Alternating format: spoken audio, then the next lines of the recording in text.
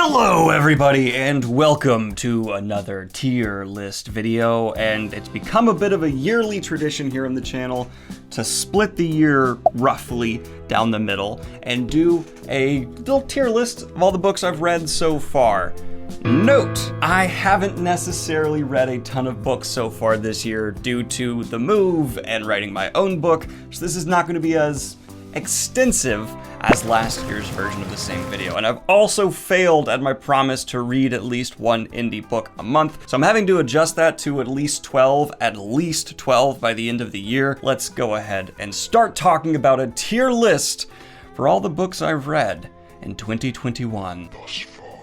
Alright, so kicking this off, we are going to go ahead and start with Manga, Mangos, Mugos, the One Piece syrup arc, which I enjoyed quite a bit. Everyone kept telling me One Piece does not start strong, but I had a blast with this. Do I consider it high literature that is changing how I view the world? No, but it's a really good time with fantastic characters, a small world so far, but I've been told that changes, and I can confidently put this at high B and recommend it to just about anyone. I don't know why One Piece fans are so worried about me getting into it. A lot of them are saying it just gets so much better. That's why they feel like, oh, like maybe you won't like it at the beginning, but I like it right away. One Piece is a good time. Then we have Fugitive Telemetry, the latest entry in The Murderbot Diaries, coming soon to TV, apparently, if you've watched the last Fantasy News.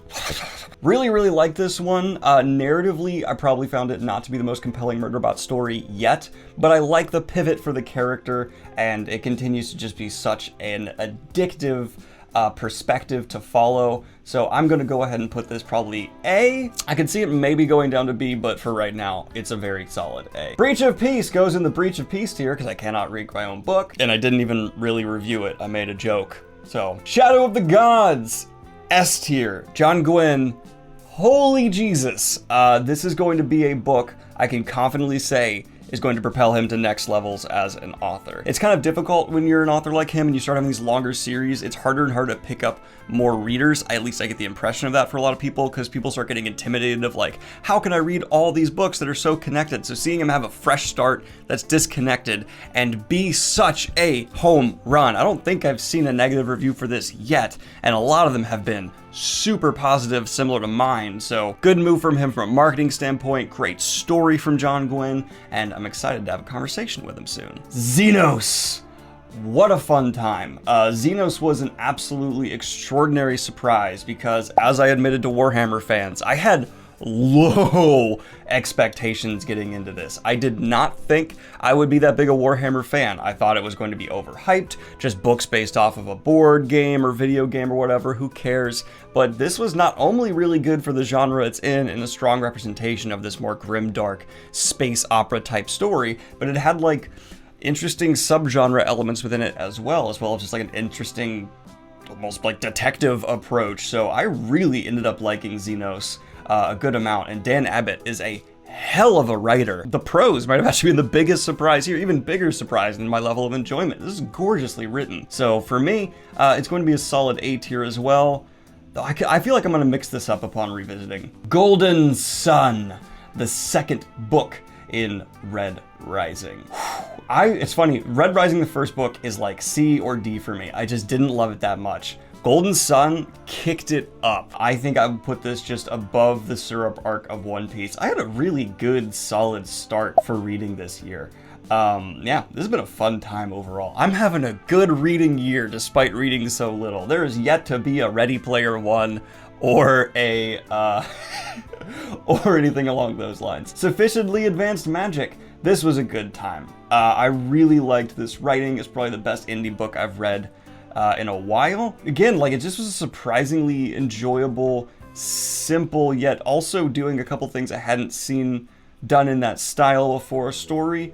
Definitely going to be continuing this series, and I think I would put it just below Golden Sun. Now we get in the first kind of negative one here.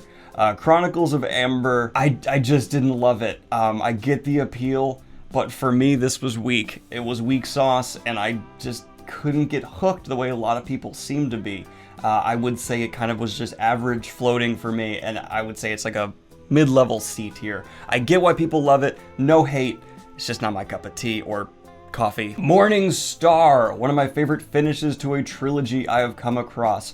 This is what really propelled me into being a Red Rising fan. And good lord, am I excited to read more Red Rising books. Do I put this above Xenos? Probably. Do I put it above Fugitive Telemetry? Yes. Fugitive Telemetry I'm actually going to put below Xenos. I think this is a more straight reflection here. Now, and just to clarify some things, I know some people look at this and they're like, why is like it not just matching the scores you give at the end of the reviews? That's because those are like a combination of enjoyment plus a lot of the other like technical elements I'm trying to give as objective as you can in a review. Whereas here, this is pretty much just raw enjoyment is how I'm tiering it out. Ringworld. Probably like my biggest disappointment so far this year. Ringworld was just, I was thinking like I'm a more experienced sci-fi reader now. Going back into it, I'll have a wider appreciation. It'll win me over. Really neat concepts, which is, you know, it's classic sci-fi, so it's going to have that. An exceptionally solid exploration of those concepts and bringing like a sense of wonder through this Ringworld concept. But actually, the story was bleh, and the characters were even more bleh. So, it's not D. I don't think I read anything that's D tier yet. But it's gonna go even below Chronicles of Amber. I was just not gripped. The Girl in the Mountain by Mark Lawrence, the second book in his latest trilogy, Book of the Ice, and what a redemption. The first book just did not grip me very well, which is like a semi-consistent pattern with Mark Lawrence so far, where his first books I don't love, and then the second books in his series, I'm like, oh damn. So I enjoyed that, and it's definitely worth a look. I think it'll appease a lot of Mark Lawrence fans. I think I'm gonna put it just below. Oh no, I like this more than, I'm going just pure enjoyment. Pure enjoyment. No like respect or, oh, they did this technical stuff really well. Just my level of enjoyment. Probably just below Golden Sun. This has been a good sci-fi year. Good sci-fi year so far. The Black Tides of Heaven. This was polarizing in terms of enjoyment. I really enjoyed some elements of it and was just kind of jarred by others. There's a lot of bold choices, and I really liked kind of feeling out the writer's mind. I could tell how intelligent this person was behind the pages, but it needed to be multiple books. The summarization that happened really rubbed me the wrong way. It averages out to be probably just below Sufficiently Advanced Magic, though there are elements I enjoyed up here, and there are elements I enjoyed down here. Small Gods! That hurt. I loved Shadow of the Gods, but Terry Pratchett holds my soul as a reader in his hand, and everything he writes. I don't think there's a single Terry Pratchett book I'd put below A. Maybe Colors of Magic would be just top of B, but yeah, Small Gods, I've read it before, but I reviewed it in 2021, so if I review it, it gets put on here. There's actually like 10 books I've read this year that I didn't review, so I don't get to put them here, which sucks. But these are so different angles of enjoyment. Like one is like Monty Python philosophy, and the other is epic fantasy. So it's like this clashing. It's like, yeah, how do you choose which two polar ends of the enjoyment spectrum was better? So I guess I'll do that, but that's just because Terry Pratchett's Terry Pratchett. Old Man's War was another disappointment. A lot of people hyped this up, but it was not for me. Probably basically the exact same as Ringworld. It had a lot of the same problems for my own enjoyment that Ringworld brought to the table, so I just can't see myself putting this anywhere above that. So I would say these two are essentially the same, and I'll put Ringworld up a little higher because I like its influence. So if that's reflecting enjoyment, sure, because a lot of the things that were clearly inspired by Ringworld I've enjoyed. Does that count? I don't know. Son of the Storm, there was so much here to enjoy on the world level. And like, so for me as enjoyment, as a fantasy reader, that actually brings it higher than I think its final score reflected in the review. Because I really have thought about this book more than I thought I would. I don't like that sentence. Anyway, so in enjoyment, this is gonna be one of the few cases where the enjoyment's actually higher than the end review. And I think I liked it just about as much as Sufficiently, no, a little bit less, but it was still really a good time. And there's gonna be a lot of people who love this book, and I totally understand why they would. Pawn's Gambit from Rob J. Hayes. Love you, Rob. So an author who is improving and mastering their craft, someone who I've enjoyed seeing get better and better, and really enjoyed seeing them be so heavily involved in the community. Rob deserves success not only for his writing, but for what he does for the authors around him. So Pawn's Gambit for me. Is that going to be top of... I think I'm going to put Pawn's Gambit top of B. Top of B. Well, we'll do the cleanup at the end. Light of the Jedi. Everyone's hyping this up. I liked it, but I just liked it. It was better than I thought it would be, and I enjoyed it because of what it's opening the doors for to Star Wars. But that's not a reason to put a book really high. I really want this franchise to do better than it's been doing. This was a fine book for my enjoyment level. And I can absolutely see the appeal. If you're a diehard Star Wars fan, I get why this is going to be really high up for you, because this is probably doing a lot of things you really wanted to see, so your enjoyment's going to be amplified by that. And I can respect that. But for me, I'm going to leave this probably just top of C, which is, C is fine. So I'll say it's top of fine. But let's go ahead and clean this up real quick. Small Gods, Shadow of the Gods. I gotta leave that like that. It's so hard to contrast enjoyment between those two. Like that's a weird thing to like get into for those two. Actually, one thing I will say I didn't mention in my Shadow of the Gods review that's very true. It's got some great comedy. John Gwynne really made me laugh in that book, which I didn't expect as much. So that's actually a compliment. I didn't give him that review, and is in a similar vein to Small Gods, obviously. Totally different approaches to comedy, but there it is. Morningstar, Xenos, Fugitive. This is a tight A. These are...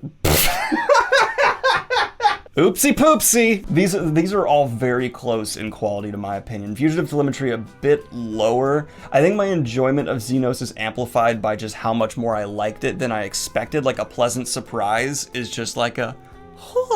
that's going to be there. I'm willing to admit that. If that's something you don't think should be affecting it, it's my tier list. Go make your own. But Morningstar is going to be the top of A, no question. The Morningstar, that's a chef's kiss right there.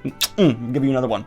Love it. Pawn's Gambit, I had so much fun with, but it's not exactly what I'm looking for. So on raw enjoyment, it didn't. I kind of want to put it in A.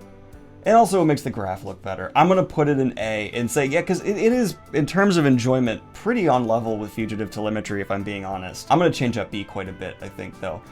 Sufficiently Advanced Magic, I think I had a better time than Girl in the Mountain, but I had these top three I had a really good time with. Son of the Storm I need to bring down, because my enjoyment is mainly with some of the creative choices, not necessarily the story, not necessarily the characters. I just really loved the world, and so that's going to kind of sit there. The One Piece Syrup arc is going to go here, and it's basically tied for Girl in the Mountain.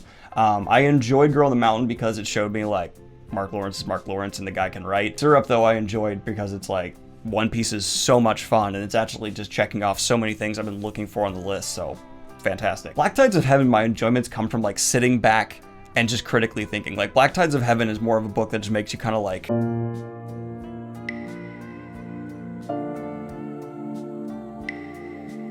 That's the Black Tides of Heaven appeal. Light of the Jedi, I enjoyed more than these three below it. But that's just because it's like Star Wars camp, fun, adventure. Like it has a more baseline enjoyment value based off of what it's setting out to be than these other three did. Chronicles of Amber, it's a just not my cup of tea. I get it for the fans. Ringworld, I'm actually okay. I'm gonna be totally honest here. Ringworld is in a basket of. It's a classic, and if you had to like put a gun to my head and ask me why is it a classic, I would say because for its time it was pretty neat, but in comparing it to a lot of things now, it absolutely would not hold up, and this could go the way of the dodo in terms of the conversation around sci-fi for me, and I don't think we'd be losing something that important, because a lot of books, even in the same time as Ringworld, did similar things, not the exact Ringworld premise, but did similar like general theming and, you know, structures and space stuff in a much more interesting, immersive way, and they didn't sacrifice character so much, which I just did not like the characters here, and the story was much more engaging. Ringworld to me perpetuates the stereotype that classic sci-fi can't tell a really good tale and it's just kind of coasting on the good ideas. and I don't like that stereotype because I think there's a lot of books out there that break it from that time period, and a lot of people who are going to be hyping up Ringworld, I feel like probably haven't read it in a long time and aren't comparing it to a lot of the greats of today that do a similar level of like really wonderful sci-fi work and have enjoyable all-around other elements. So probably just like pissed off some classic sci-fi snobs, but hey, it's just my honest opinion. You're welcome to disagree. Really did not like Ringworld that much. And Old Man's War, it just, I'm gonna put it above Ringworld though. But yeah, again, I'll put it above Chronicles of Amber too, because there was some really good action in Old Man's War, and the characters I liked more than what was given to me in the other two. But that's gonna be the final sitting there, I believe. Hello, I wanted to come in here and actually add in my Unsold ranking, because I originally thought that review would come out after this video, but it's going to come out before, and Unsold is going to be the top of C for me. There was a lot to really like, but overall it just absolutely did not capture me. I'm hoping the series gets better from there. A lot of people have told me it does, but absolutely, no doubt, Unsold is going to be a top of C for me as of now. Anyway, everybody, like and subscribe if you have not already. Hit the Patreon if you want to support what I do here. Join the Discord server and contribute bits and pieces to the conversations you'd like to see discussed. And have a good one, y'all. Peace. Links to Breach of Peace in the description down below. Order it if you want to be a part of the Goblin Clan VIP Club. Is that even a thing? Not really, but I'm gonna say it. Bye.